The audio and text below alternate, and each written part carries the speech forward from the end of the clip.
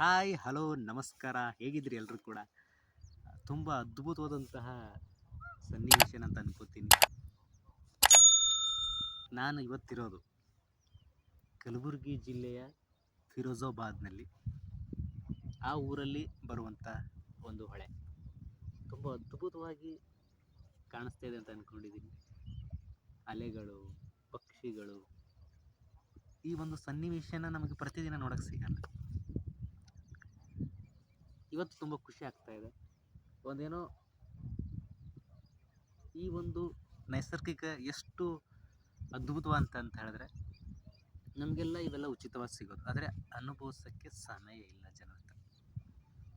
ಪ್ರತಿದಿನ ಕೂಡ ಬೆಳಗ್ಗೆ ಏಳ್ತಿದ್ವಿ, ಸ್ನಾನ ಮಾಡ್ತಾ ಇದ್ವಿ, ಕೆಲಸ ಕೆಲಸ ಕೆಲಸ ಜಂಜಾಟದಲ್ಲಿ ಒಂದಿಷ್ಟು ನಮ್ಮ ಹತ್ತಿರದಲ್ಲಿರುವಂಥ ಒಂದಿಷ್ಟು ಇಂತಹ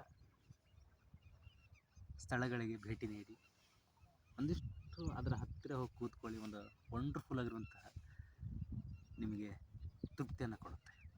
ನೇಚರ್ ಜೊತೆ ನಾವು ಎಷ್ಟು ಹೊಂದಾಣಿಕೆಯಲ್ಲಿ ಇರ್ತೀವಿ, ಅಷ್ಟು ಆರೋಗ್ಯದಾಗ ಇರ್ತೀವಿ. ಹಾಗೆ ತುಂಬ ಅದ್ಭುತವಾಗಿರುವಂತಹ ಸಂಬಂಧ ನಮಗೆ ನೈಸರ್ಗಿಕವಾಗಿ ಹಂಚ್ಕೊಳ್ಳುತ್ತೆ. ನೋಡಿ, ಪಕ್ಷಿಗಳು ಎಷ್ಟು ಅದ್ಭುತವಾಗಿದೆ ಅಂದರೆ ಅಷ್ಟು ಖುಷಿ ಆಗ್ತಾಯಿದೆ. ಇವತ್ತು ತುಂಬ ಖುಷಿ ಆಗ್ತಾಯಿದೆ. ಪ್ರತಿಯೊಬ್ಬರು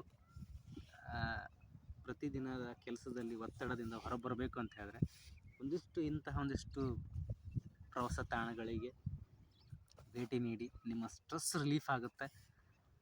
ಇಲ್ಲಿ ನೋಡುವಂತಹ ಅದ್ಭುತವಾದಂತಹ ಪ್ರತಿಯೊಂದು ಸನ್ನಿವೇಶಗಳು ನಿಮಗೆ ಖುಷಿಯನ್ನು ಕೊಡುತ್ತೆ ಅಂತ ಹೇಳಕ್ಕೆ ಇಷ್ಟಪಡ್ತೀನಿ. ಪ್ರತಿಯೊಬ್ಬರು ಸಂತೋಷವಾಗಿರಿ, ಖುಷಿಯಾಗಿರಿ.